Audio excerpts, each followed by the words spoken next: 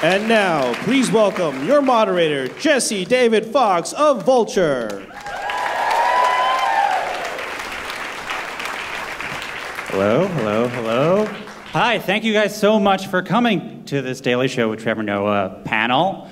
We're going to talk about the Daily Show with Trevor Noah with the people that make it. And also hello to those on Facebook Live. At the end, there'll be time for some audience questions, so start thinking about those, but also pay attention. But right now, we're going to bring out the people who make the show. And first, of course, is Trevor Noah, Desi Lydic, Ronny Chieng, Dulcé Sloan, Roy Wood Jr., and Michael Kosta.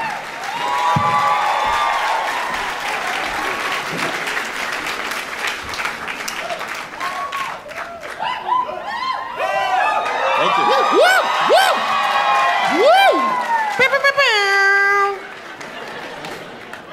Favorite thing. Thank you guys for joining us here. Thank you for having us. I thought a good place to start was to run through how a typical show goes. But I want to talk about Tuesday's episode because it was after a week off and after Memorial Day. But I think a good place would be, how was last week when you're not making the show? Are you all watching the news? Are you not watching the news? Do you try not to think about it at all?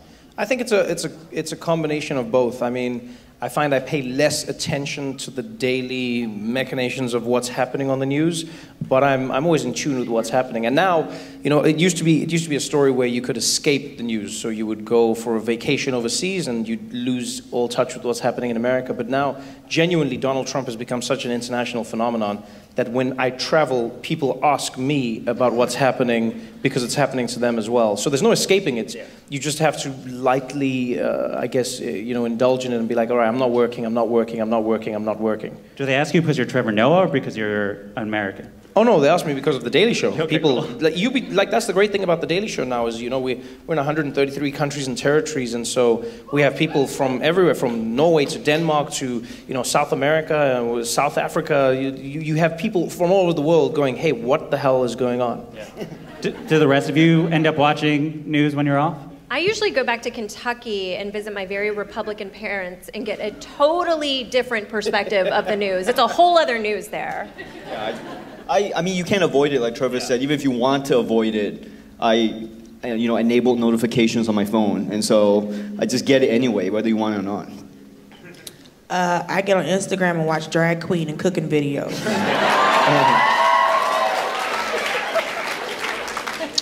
That's the same answer I had, so. So, talking about Tuesday's episode, Trevor, I want to focus on the monologue, but, literally, like, what time are you getting in, and what is your mindset after a long break? Well, when you come in from a long break, the most difficult part of creating the show is figuring out what to catch up on, what to start building towards, and then how to combine those two ideas into one show of the day. So when we come back on Tuesday, it's also strange because it's Memorial Day, there's a break, so you're not coming back on a Monday, so you don't kick off the week in the same way. So you're trying to figure out which pieces of the news are best going to be, are going to work best for that episode on the day. And we also live in a world where now we've accepted that the news is always changing. There is no such thing as the news. It is just news. It's happening. It's evolving. Anything can happen at any time. 5:30 p.m., somebody's indicted for something. They've pled guilty about something else, and you have to think of how you're going to include that in the show. So what we work with is like a foundation. We go, this is what the news is right now.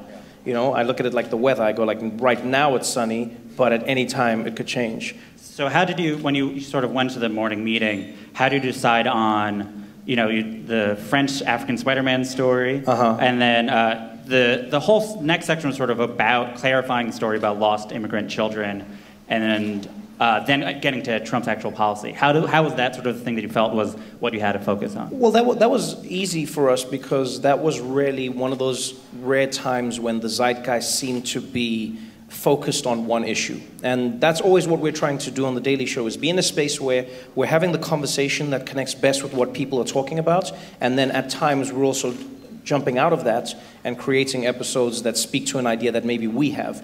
And so Mamadou, who's the French, or the man in France from Mali who was, climbing the building and saved the little baby, that story was viral.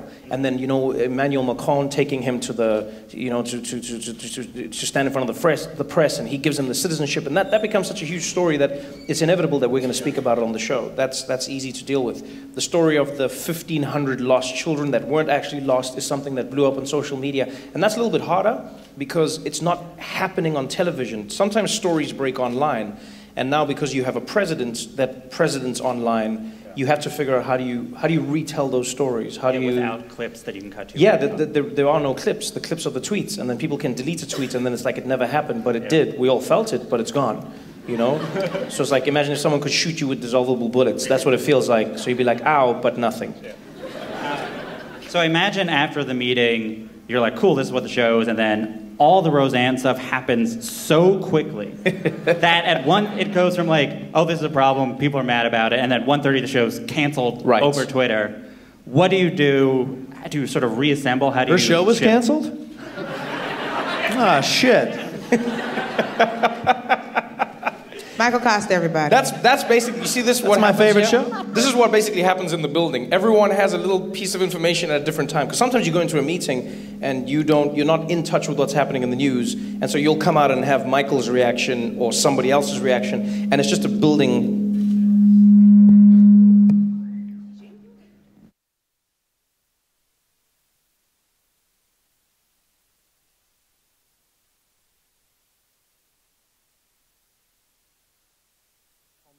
It's cancelled, and now it goes from what do you think about it to what do you think about the cancellation to what do you think about the reaction to the cancellation. Yeah, immediately before the story, you didn't know the story was going to be the story, and then you're like, it's over, and you know what the comment on. Right. So then, from that point on, how is a monologue written, and how involved are you, considering that like everything's sort of in your voice, that's a little bit more conversational? Well, the first thing is we don't write monologues at all. The Daily Show for me in this iteration is really a conversation that connects to the news. We're all absorbing the same news. We're all affected by the same news in different ways. Some of us directly or indirectly. And so really what it is a conversation that is transferred to the camera and then to our audience. So it'll be a conversation with myself and Roy. We'll be like, hey, did you see this? What do you think? Why do you think that? What happened? Et cetera, et cetera. It'll be Desi and myself chatting through something. Ronny will come and something. Dulcé will chase me down a hole and tell me a crazy story. And so really it's just about figuring out how to have that conversation with the audience and in such a way that like the show feels like it has a purpose, but it also doesn't feel staid and stuck in a certain format that doesn't really suit what I would like to do. So is it sort of they'll write a collection of jokes and then you sort of weave it into a more... Well, rather we'll go the other way around. I'll go, what's the news? What are the facts? What's the truth? And then we'll put the jokes on top. That's the icing to the cake. Oh, interesting. So then, from that point on, kind of walk us through the final stages, and also what is it like to sort of talk about immigration so seriously, and then the last act is you talking to Johnny Knoxville about doing a fall in a movie. Like, well, when you get to that point, how are you feeling about it? I feel like that's balance, and that's life, Life is about talking about immigration and then Johnny Knoxville breaking his face. Isn't that life?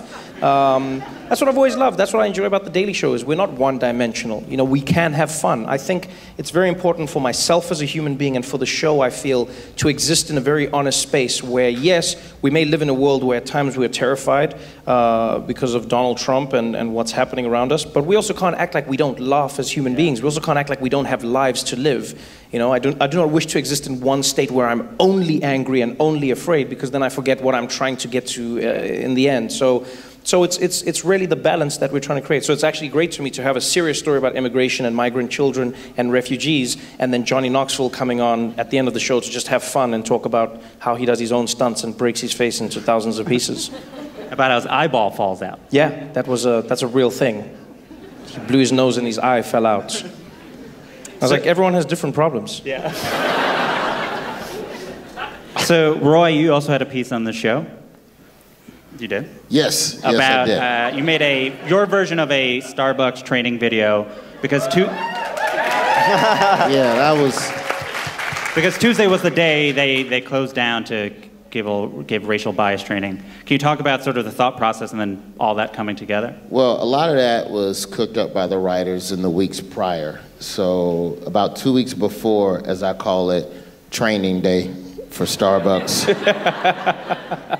we figured out what would be the best way to tackle that. What would the world look like without Starbucks for a day? What would the training be like? And there were a lot of different ideas thrown around the building as far as what's the best way to tell that joke, or what's the best way to figure that out. And then knowing that the training video would be internal, what would the training video look like? And so then that became working out the beats of what this training video would look like, and rented out a coffee shop, and we shot a full-blown mock Starbucks video, which, according to a lot of Starbucks employees on Twitter, and you can verify this, was about 80% spot on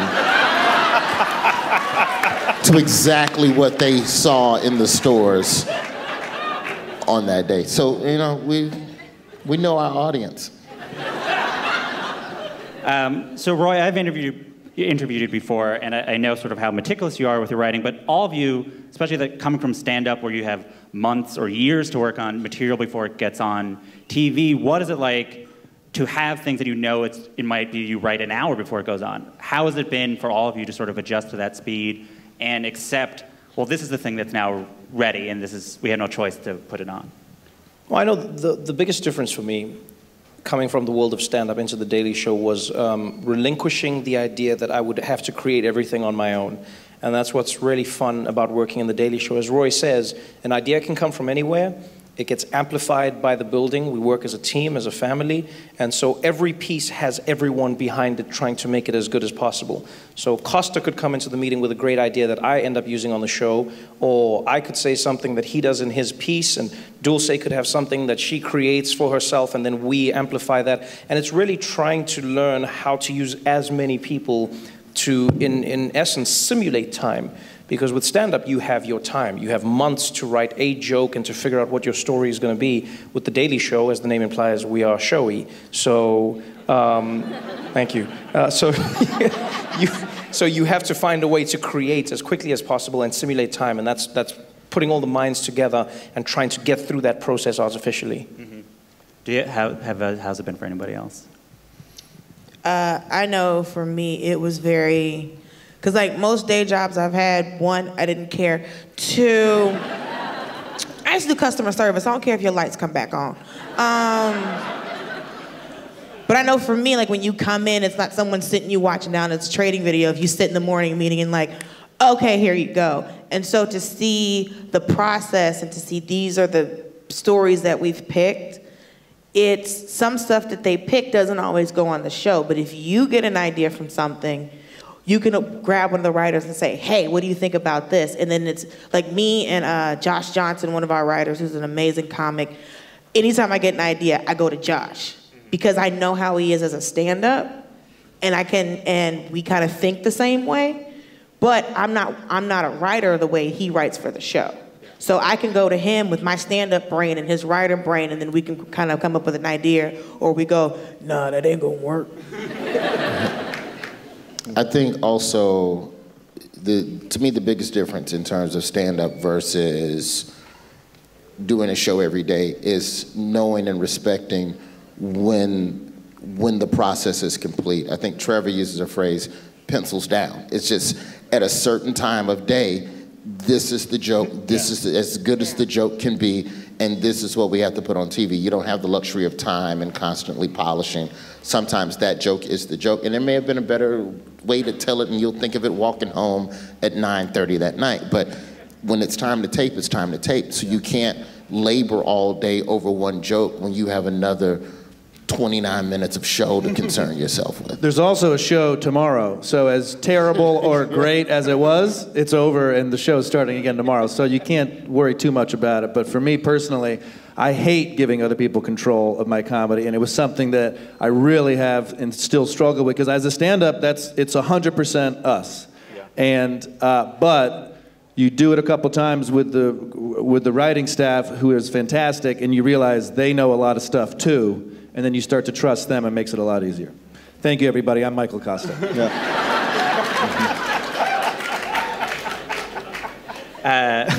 Dulcé and Michael, you also had a sketch that came from the Starbucks events a couple weeks ago. Can you kind of describe what it was and how that manifested itself? That was one of those situations where you're in your office working and you get a text and you're just like, hey, come look at this thing. You're like, okay, cool. So sometimes stuff is working while you're working and you didn't know it was happening. And not to say that I never know what's happening, but what's the best way to put this and not take too long? So they came at me with it and I was just like, oh, this is perfect, because there has to be a way to describe that where it's not everything sad.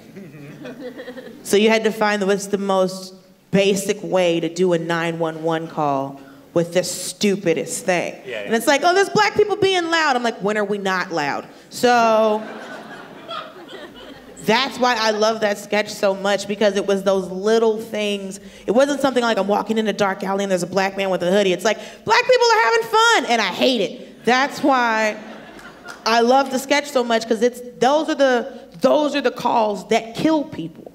Those little calls like that, where it's like, oh, I'm walking in broad daylight and I saw a black dude cross the street. He was suspicious. That boy could die.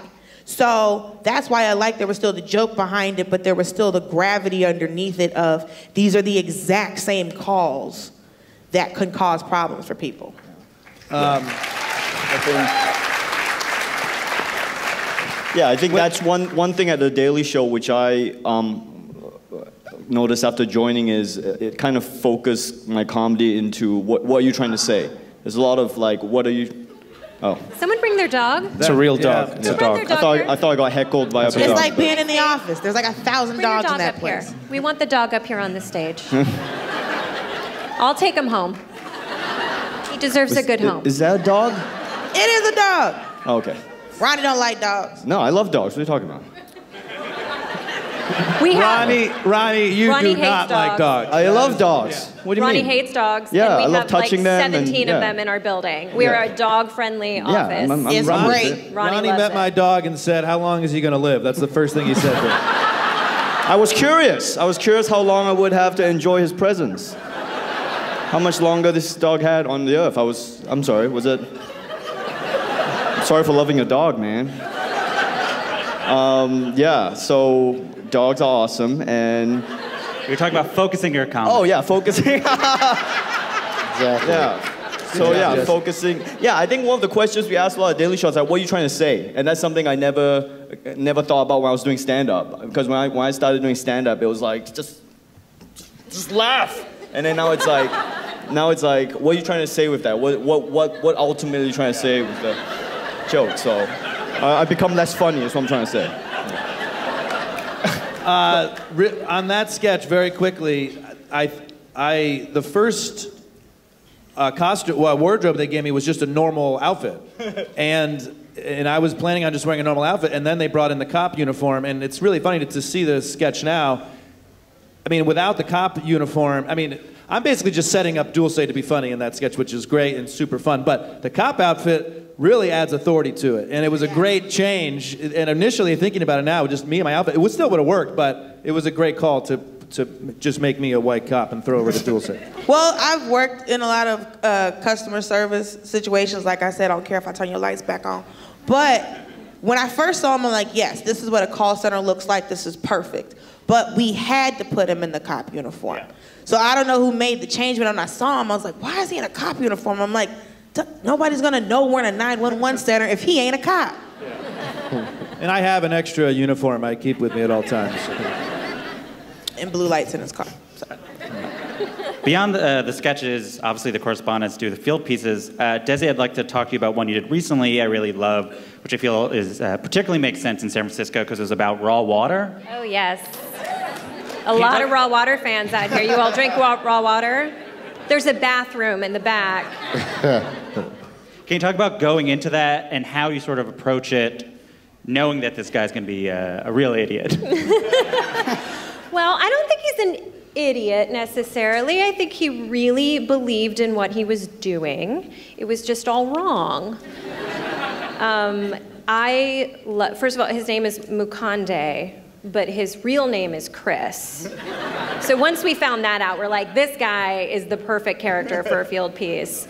Ironically, I got food poisoning on my way to film this, and I figured I earned myself probably like 17 poop jokes. So karma was not on my side necessarily, but it, he was, it's so interesting doing field pieces like that, because it's like, you can sit across from someone and completely disagree with everything that they stand for and everything that they're doing, but yet there's always some connection that you might have with the other person. You're really, I don't know, you're really trying to hear them out, and you try to see them for their good intentions. But yeah, he was... Did you know he was a truther before the interview, or you're like, let's see what else he believes in, and you found that out? He mentioned finding out all of his information on the 3rd page of Google, which was a beautiful surprise. We were not equipped for that. We knew going in that he was sort of anti-science, but yeah, that was a fun gem we found out on the day. How do you all approach field pieces? And Trevor, how do you think of field pieces that they fit into the show? I think whenever building a field piece, I try to look at, like Ronny says, what we're trying to say, what the story is going to be, and what the larger issue is that the story will speak to. So with all our correspondents, we're lucky to have people who are talented and in different ways at executing a piece. So one thing I truly love about Desi is she has an amazing ability to delicately draw out all the crazy you have as a human being. So whenever there's someone out there who is genuinely just like a mad person who believes everything they say, Desi's the best person, because I don't know how she draws it out of them. She makes them feel completely at home. Yes. And without mocking them, just Desi being Desi, she brings out the best or the worst in people. And so, and this is Desi even in the office. Says. Like when Desi meets you in the office, she'd be like, oh, is that your outfit? And you're like, is this a compliment? Or you don't know. It's you not don't a know. compliment. That's Southern. That's how Southern. Desi is. And so that's what's really great. So when building a field piece, you know, I always like to start with what is the story, who are we speaking to, why are we speaking to them, what are we trying to do, and what is the larger conversation that this is about. So the piece that Desi was on was about raw water. You know, a young man who doesn't believe in science and believes that we shouldn't be drinking the fluoride because it brainwashes us, and so he wants to drink water from streams, and he sells it for, I don't know what, $40 a gallon or something like that? $32 a gallon. Right, $32 a gallon, but really the story for me was, the larger issue is about the anti-science movement. Yeah. You know, a group of people who have found anecdotal stories that propel ignorant ideas that are harmful to the world that we live in. And it's a fun, light way to tackle that subject without just going in and fighting about science or water or vaccines. And that's really what we're trying to do with every single piece, is engage with the story in a different way that happens on the outside of the studio. Is there anything else you guys think about before you go into a field piece? I think for me, when I'm going out, it's about making sure that you really get an understanding of who this person is. Because the thing that at least from my time on The Daily Show, it's not always just about what they think, it's who is this person? Because then you can better draw connections to how this person got to this place, how they got to this belief, how they got to this point of view. Because I think somewhere underneath all of that, with every field piece, there is still a desire to understand people who feel the way they feel. I legitimately want to know why you think you can just sell water out of a creek for $32.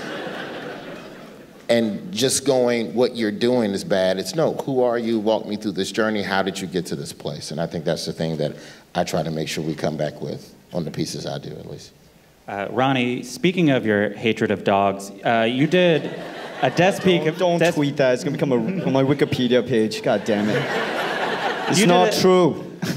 You did a desk piece a few weeks back that I thought was so vital. I need to talk to you, which was your vicious takedown of Pulsifer Donut, the new Michigan police cat. Yeah. How did this story come to you, and why you're like, I need to talk about this on television? Well, because we need to take people down. It's really, the aim of the show is to take people down on a daily basis. And on this particular day, the victim of my wrath was this cat who wanted to be a police officer in Michigan. It was a kitten, not a cat. Oh, I'm sorry. It was a cute little kitten. Yeah. But carry on, Ronny.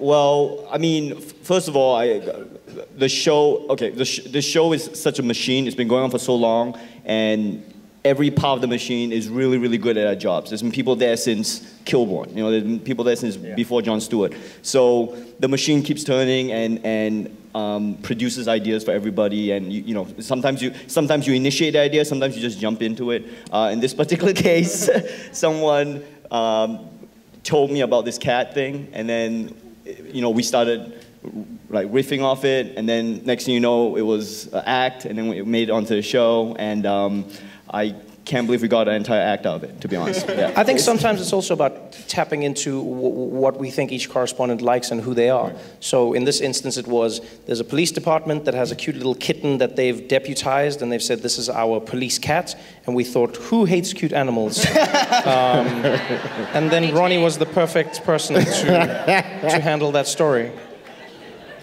So with Trump in the White House, there's sort of a lot of questions of like what comedians should be doing and how they should be focusing. What is the value of a story like this that is sillier, that you know might have a larger point about local news but doesn't directly tap in? What for all of you, why is it important to do a thing like this every once in a while? Well, I don't think it's important. I think it's who we are. You know, we laugh. We have fun. We have silly stories that we share with each other.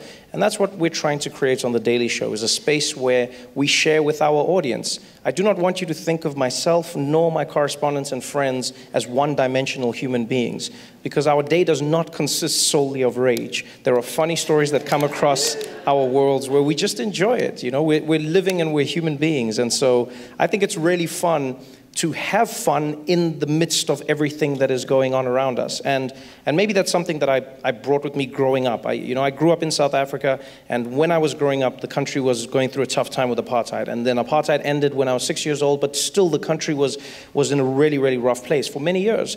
But I don't remember a time when myself and my family weren't laughing. We always laughed. And that's something that I've always believed in, is you shouldn't lose yourself because of the situation you're in. You can react to it, you can be honest about it, you can be serious when you need to be, but the whole purpose of The Daily Show for myself is to provide a space for my audience where you can come into it, you can process the news, we can engage in this space together with like-minded or similar-minded individuals, and at the same time remind ourselves of the fact that, you know, we can laugh, we can enjoy ourselves, because without that, I think we would exist in a world of perpetual rage, and I don't think that's healthy, because if you go down that road, you forget who you are and who you were trying to be in the first place. I've heard you talk about how, in line with that, I've heard you talk about how it was important for you not to have sort of intro pieces be angry. Can you talk a little bit about making that decision, especially coming from John, though he was not angry all the time, but especially towards the end, he was sort of known for a righteous anger in a certain way. Can you talk about deciding to go that direction? Well, that's one of the best pieces of advice Jon Stewart gave me. I remember when Jon announced he was leaving, I was lucky enough to be working on the show when Jon was still there and before he announced his departure. And I walked into his office and I said, hey, what's going on? Are you being pushed out? What's happening? If you need my help, let me know, man. We'll fight. And Jon said, no, I'm leaving. And I said, why though? And he said, I'm leaving because I'm tired. And he said, I'm tired of being angry. And he said, I'm angry all the time. I don't find any of this funny. I do not know how to make it funny right now. And I don't think the host of this show, I don't think the show deserves a host who does not feel that it is funny. And he said, when you become the host, live and relish within that joy, like relish that moment, relish the fact that you can make jokes about these things. Because he said, because there will come a day when you are too angry to laugh, but don't rush to get there. You're young and you're fresh, and so enjoy the moments when you still have the energy. And in many ways, it reminded me of what my mother used to say to me. She'd be like, you know, like when you're a young parent, you can't chase your child. You can chase them and you can beat them because you have the energy. But when in Africa, we beat. Get over it. And so we beat here too, don't worry. We're still black, we're just on the other side. And so And so my mom said, but then when you're older, you don't have the energy for kids anymore. You don't have the energy for that. You don't have the energy to be as angry. And so I realized that I have a space that I exist in as a human being where I use laughter, and we, by proxy as the show, use that same laughter as a mechanism to help us deal with the very real world that we're living in. It doesn't minimize what's happening. It doesn't trivialize it, but it gives us a tool to deal with what's happening. And that's what's really important to me is existing in that space. So I don't chase the anger. I also don't fake the anger. So, when people be like, why aren't you more angry? It's like, I'll be angry when I'm angry. I'm not going to fake. I'm not playing a character on TV. I am myself as Trevor, and I think, the team can agree with that, is like who I am, on camera is, I'm trying to get that as close to who I am all the time. So I want you to have a visceral and real understanding of how I feel, and by proxy, how everyone else feels. I don't want Kosta to go on TV and have a feeling that is completely foreign to what he believes in. I want Desi to imbue a piece of herself in every single piece. I want Ronny's rage to come through in the charming way that it does. And that's what's really important to me is having that feeling and the authenticity in the show. And for the rest of you, what is it like having Trevor sort of exude that philosophy? He smells great. I'll tell you something. Like Trevor is very metered. He's very centered, and that's pivotal to the show. It's pivotal to the jokes landing, because there are days where I come into work and I'm mad. Like there's no jokes at all. And I'm in the morning meeting, can you believe they did it? What? And Trevor says, yes. And that calm, you're able to be more surgical in where you hit your punchlines. And I think that's something that it's a skill that I don't think I'll ever possess at this point in life. Yeah, he pulls the apartheid card a lot. Yeah. It's very hard to argue. Yeah, he's seen this all before. But no, I think it's very much an important part of the show is maintaining a level of calm in the midst of all of this, because that's the only way you'll be able to truly, clearly see where the lines of humor are, and being able to extrapolate that bit of humor from something that may be, on some days, very heavy. I know Trevor has changed. Being on the show has changed the way that I take in news. Because when we were thinking about doing a field piece, Trevor said to me, he's like, don't think of this person as wrong. Think of, when you're even pitching a field piece, think of that person's perspective first and come from that way. And if you can think of their perspective, then you can find the funniest way to do it because you understand them. So it's really changed. I'm way less angry at the news since I've started working at The Daily Show, because I'm just like, oh, these people are just crazy. But before it's like they're crazy, you can do a hardline disagreement against them. But like when you're thinking about people not wanting to let other kids into their school, you're like, oh, these people are racist and wrong. But then you take a second and go, okay, I can see why they don't want that, even though it makes no sense to me because you're being racist and wrong. But if I take the second and go, okay, if I wanted to do a story on this, I could start from seeing their perspective and get the funniest thing out of it, because I'm not judging them as people and parents. I'm understanding where they're coming from. So that's what stopped me from being so mad all the time. It's just I can take a second to see their perspective and then be pissed. It's also funny because sometimes I will say, like, one of my role models in that is Michael Kosta, funny enough. So, no, genuinely, when you live in the news for a lot, it does take its toll. I think American news has been created in such a way that it is designed to gin up rage. I think The Panel is a perfect example of that. It's designed in such a way that it's not about information, it's about stirring up emotion. You say this, you say that, now we fight. That's not something that is usual in news all over the world. It really is entertainment driven. And I remember when I went to see Michael Kosta out in LA before he joined The Daily Show, and I was in the back of the Comedy Store, and he got on stage, and I remember like the feeling I had when I was like, oh yeah, this is what you're trying to do with comedy. You're trying to use comedy to dismantle preconceived notions of how the world should be. You're trying to use comedy to challenge ideas that people have, and you're trying to use comedy to make people laugh about things they shouldn't laugh about, and then process information that they may have been resistant to all along. And that's something I had always believed coming from South Africa. We have audiences that never lived together because of the country we were in, and comedy was one of the first places where you saw diverse audiences in South Africa. Black, white, Indian, colored, everyone in one space together. That had never really happened before in the country, and comedy was what brought people together. And so Kosta, even till this day, in a morning meeting, there'll be times when everyone is angry together, and in the back of the room, Michael Kosta, he'll just like shout a little thing over the top that'll be just, it'll just completely break the ice. It'll diffuse the entire feeling of the situation, where you go like, oh yeah, that's another way to see it. And sometimes by using that comedy to process what's happening, instead of going no, you go, okay, fine, yes, I will take your points of view. So, you know, like for instance, somebody says, America has mass shootings because of pornography. And America has mass shootings because there are too many doors, school shootings. We need fewer doors because the doors, there's too many places the shooter can go. And your first instinct is to be like, you're stupid, you idiot, you can't, yes. And then you go, and then like someone like Michael will be like, well, I mean, let's talk about porn. And you'd be like, what do you mean? And it was like, well, I mean, I don't know about you. Sometimes I watch porn and I'm like, I want to go shoot. And it's like, it's just a fun feeling that's weird and different. And you realize that if you accept a ludicrous premise, oftentimes that's the best way to expose how illogical it is. And that's really what you're trying to do a lot of the time, is go, okay, fine, I accept exactly what you're saying. I take it. I agree with you. Let's go with that. And then you end up reaching a better conclusion that doesn't just, I think, limit itself to, I disagree with you, no, as opposed to going, oh yes, I agree with you, and let me take it to its illogical conclusion, and you come to find that this is ridiculous. I was talking to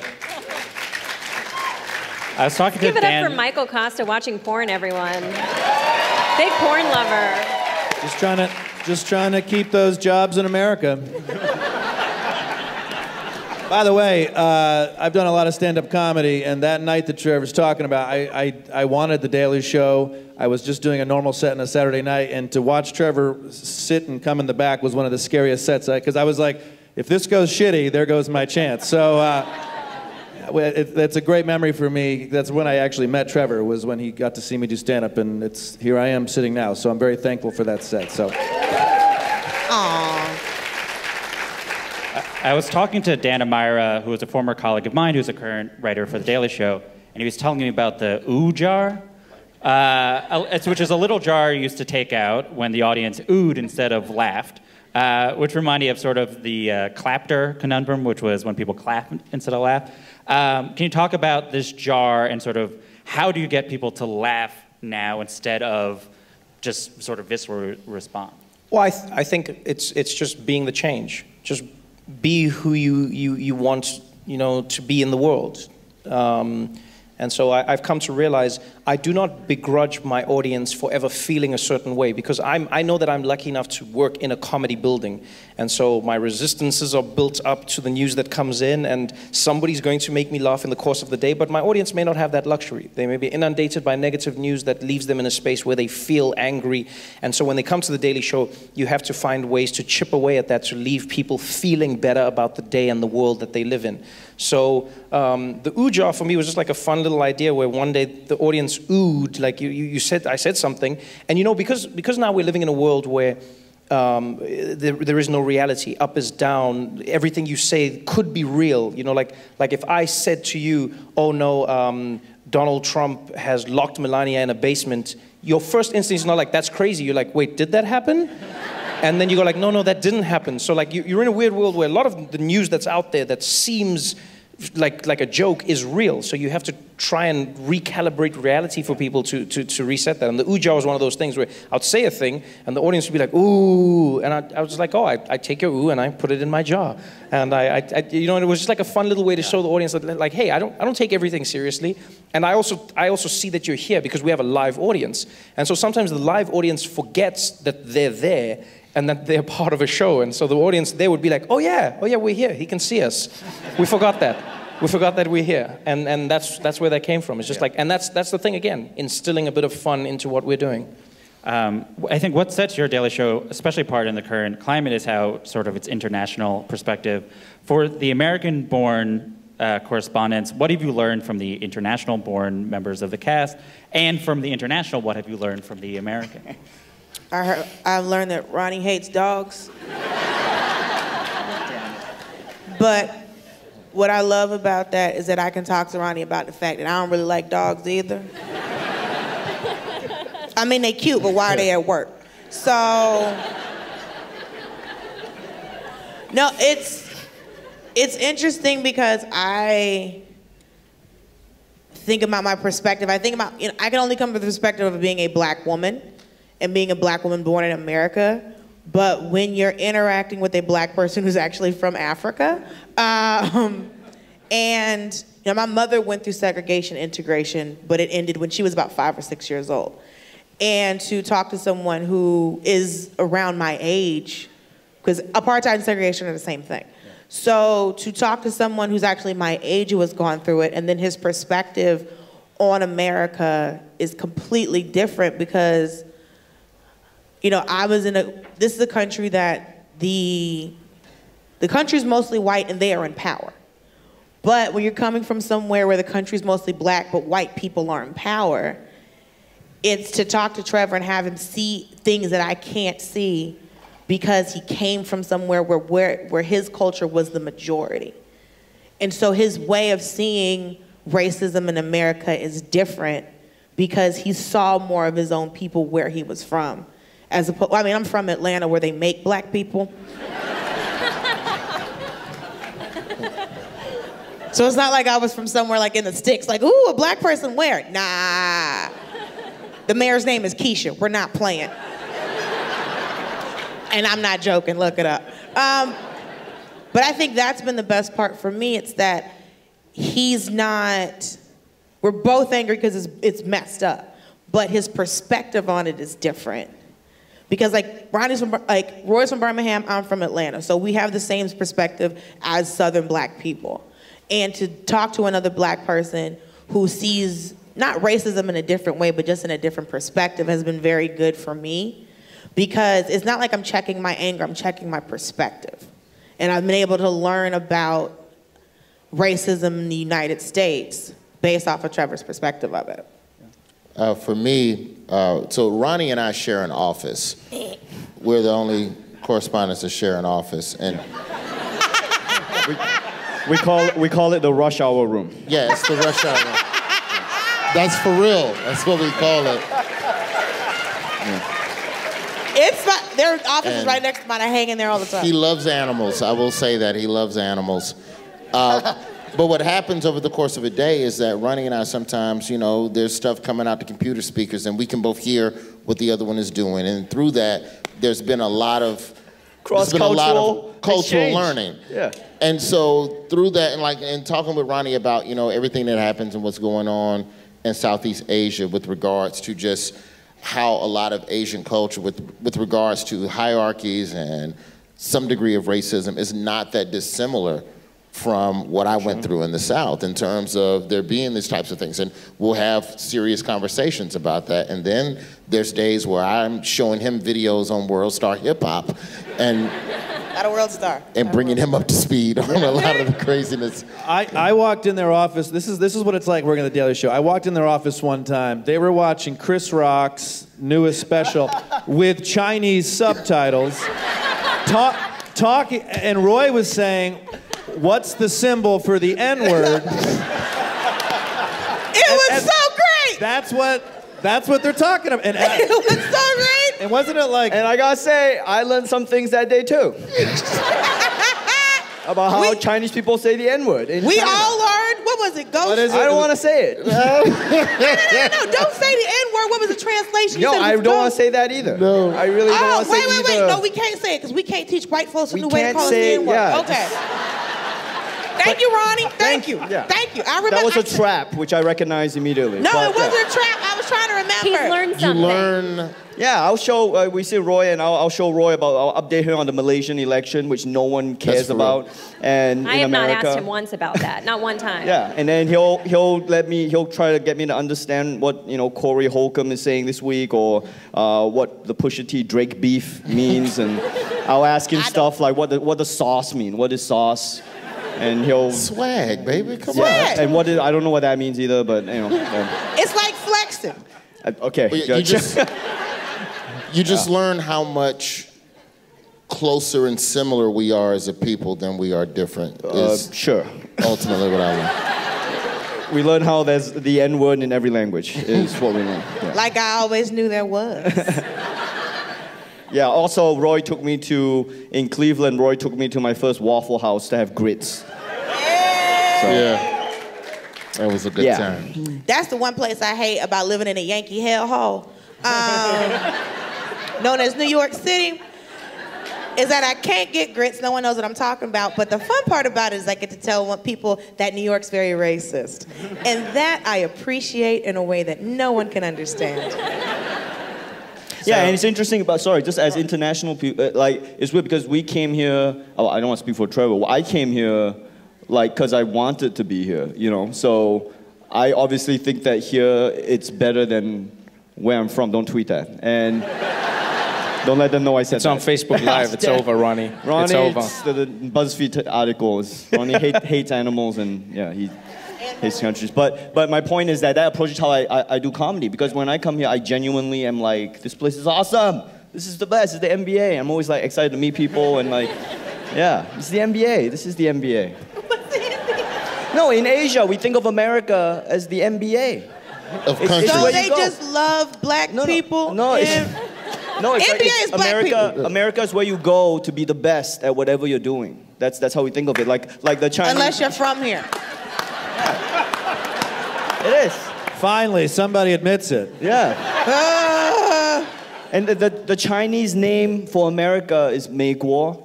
That directly translates into English as beautiful country. That's the Chinese name for America, beautiful country. That's what we say when we say America. We say beautiful country. Have you been to a beautiful country? And then you finally come here and everybody hates everything.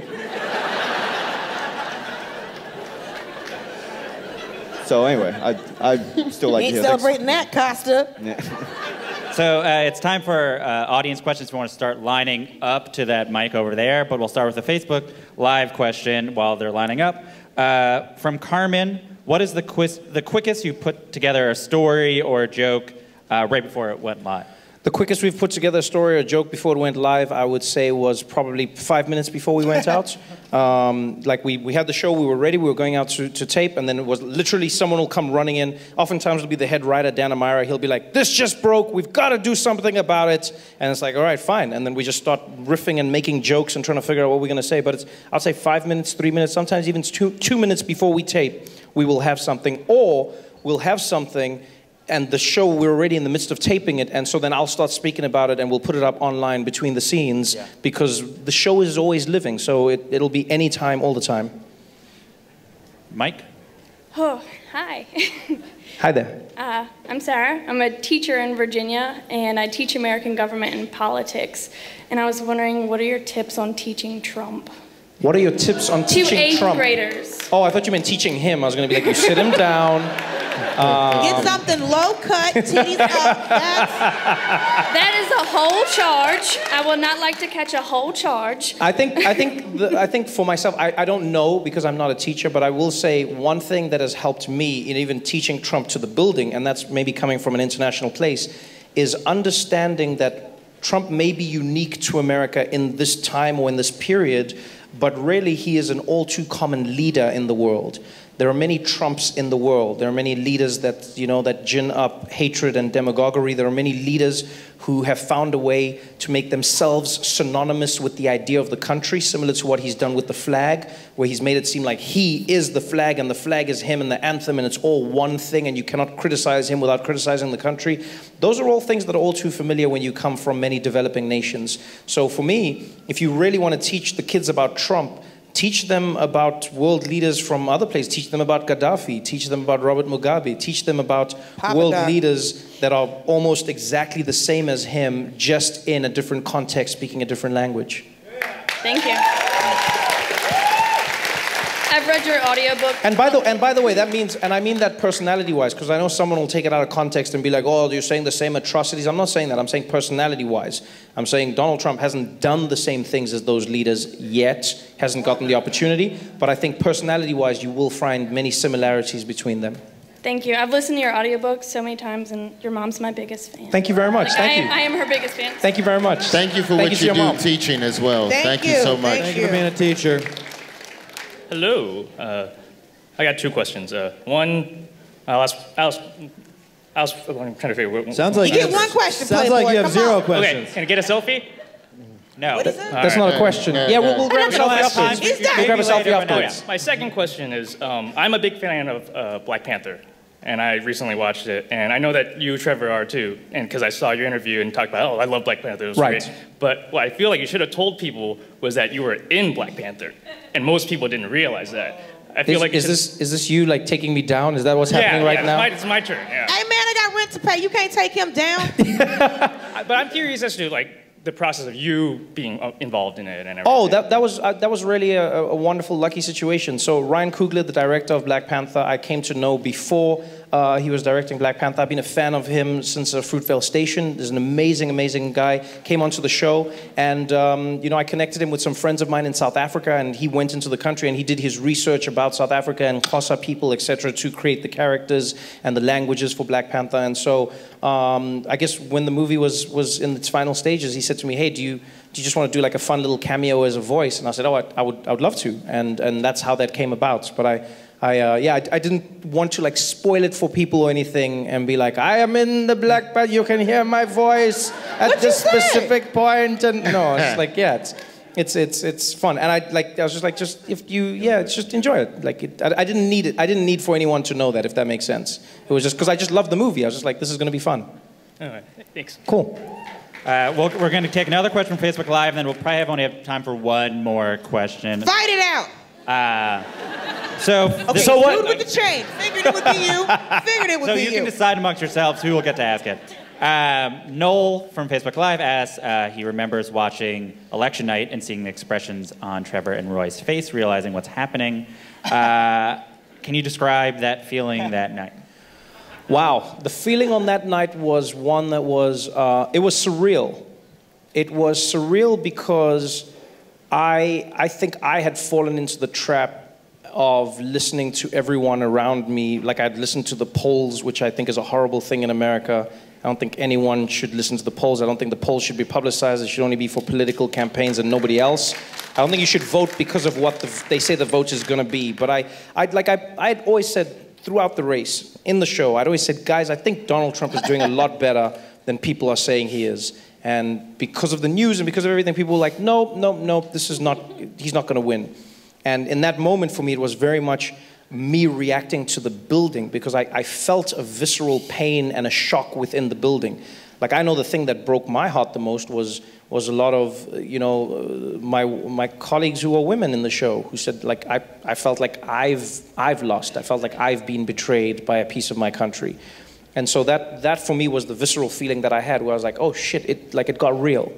You know, that was the moment that I think we shared on the live show. Yeah, and I think on camera, we had talked about I legit wanted some Pepto, and then we thought, well, maybe we should put the bottle of Pepto on the desk as kind of a visual representation of the mood and of the sentiment. But then as the numbers kept coming in during the show, we just kept saying, you know what, add another bottle of Pepto to the desk. And I think we ended up with like 3.5 bottles or something like that.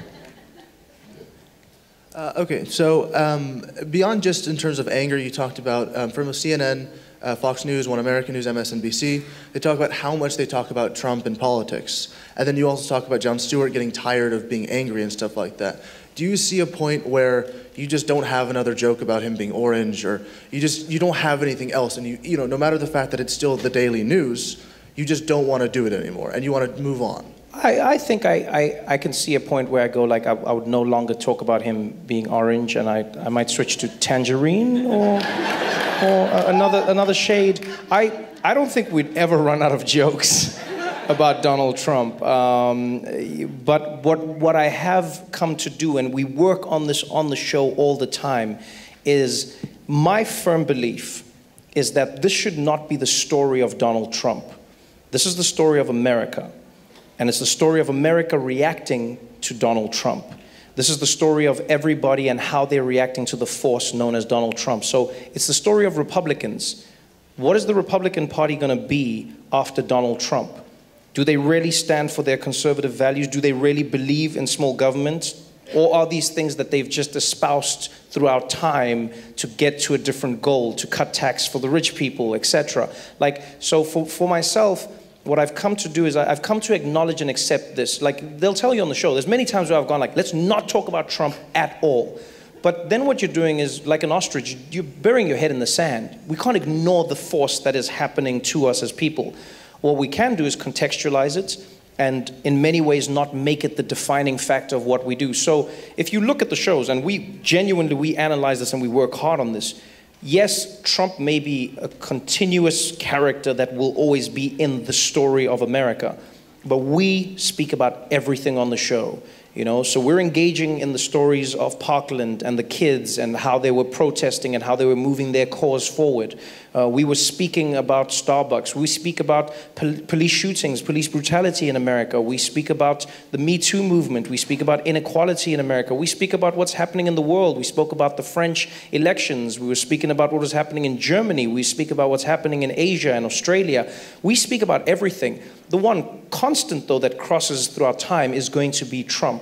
And because he's president of the United States, we do not have the luxury of ignoring him, because with one flick of a pen, he can start a trade war, and now you can't just say, oh, we're not going to talk about the fact that now Canada is, you know, appealing to the World Trade Organization to fight against what Donald Trump has just done. So I think that's really the case, is we've come to realize that, look, this person is here, he is real, it is going to be a constant. We will continuously jab and have fun with this. And similar to South Africa, we had a president by the name of Jacob Zuma, and there was a time when we just accepted, this is going to be the president. There's always going to be jokes about him scattered throughout our lives and our comedy, but there are other things happening. And so I know when we create the show, yes, you will always see Donald Trump as long as he is president of the United States, but you will also see every single other issue that we feel is as important as it needs to be, and that's why we put it on the show. Thank you. Thank you all for coming. Thank you.